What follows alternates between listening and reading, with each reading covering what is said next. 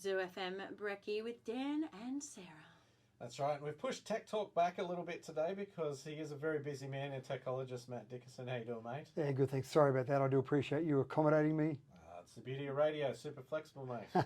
Good. We'll just make it work. Hey, I've had friends tell me that there are faster internet speeds available in Dubbo at the moment. What's the state of our internet speeds at the moment?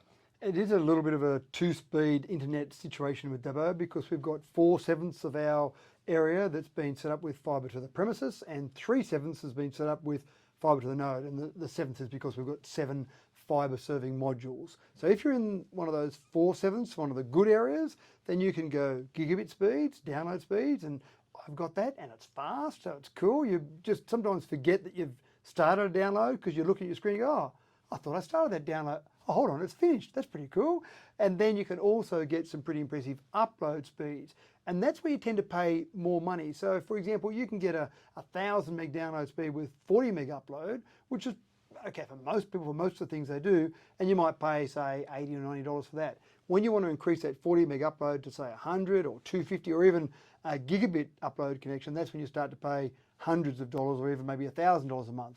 If you're into gaming, if you're into anything that needs an upload, if you're uploading lots of videos, if you're doing lots of video conferences where it's important for you to send that data out quickly, it can be worth spending that money. But for straight out gaming, that 1000 meg, say 1000/40 is pretty impressive.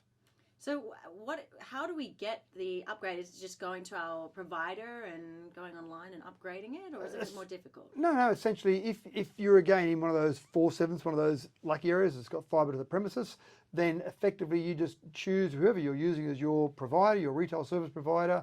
You just go onto there and they'll have plans that you can choose from because it's available from NBN. And of course, the complicated world that we live in, NBN provides the infrastructure, but they don't actually do a connection with you as the individual. Your individual retail service provider connects you to the NBN and away you go. So they'll have different plans. You might look at the different plans and see what you've got.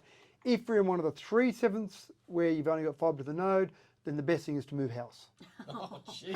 Oh, brutal. Because the upgrades to get fibre to the I know it's already to like the house, but then or to get it into the premises, like that can be quite expensive.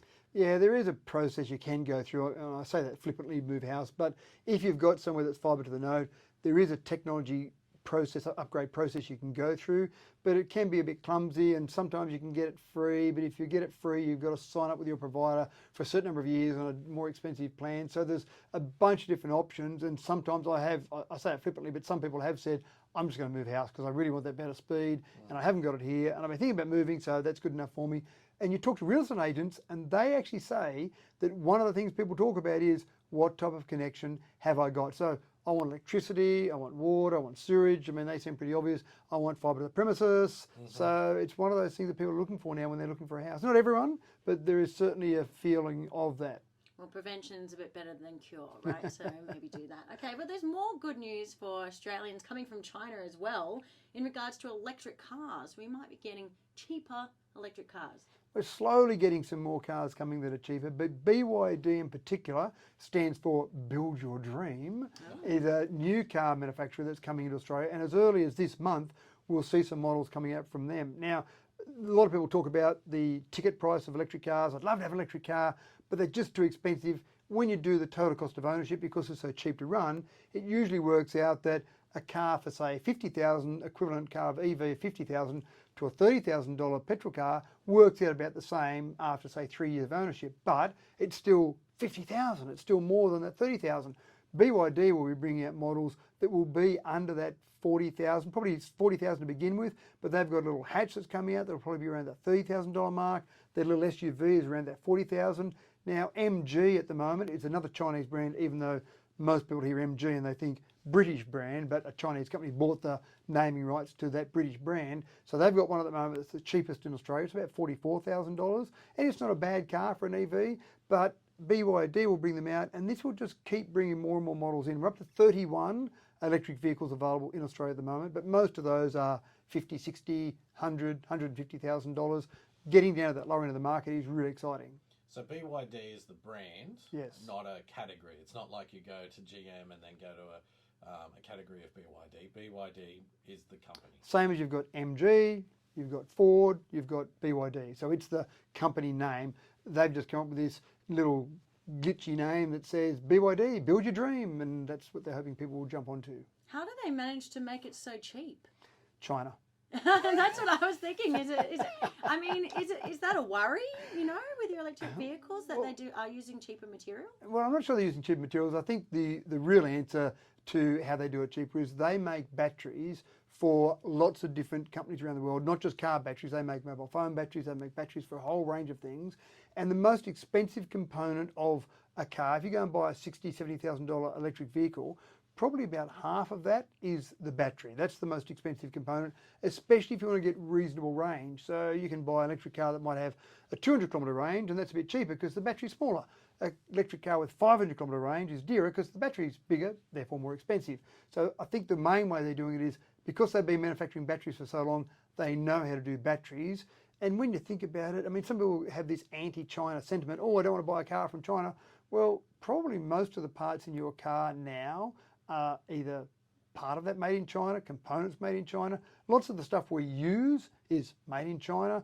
Let's face it, we're really controlled a lot by what makes or comes out of China anyway. So I wouldn't be too concerned. Even Teslas, there are Teslas in Dubbo right now, a great American brand, Tesla. They've got their headquarters in Texas. Isn't that fantastic?